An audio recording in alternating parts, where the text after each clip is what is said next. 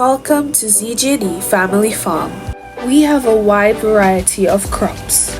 We have entered a large category which is approximately 150 square feet.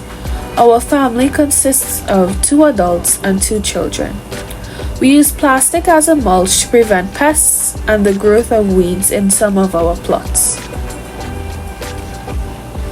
For the okra, we place 3 in 3 pots, approximately 25 inches away from each other.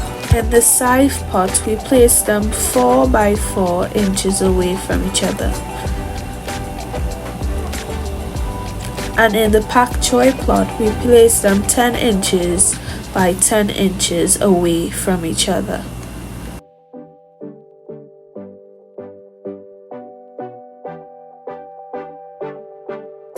For the shadow bunny, we place them 6 by 6 inches away from each other.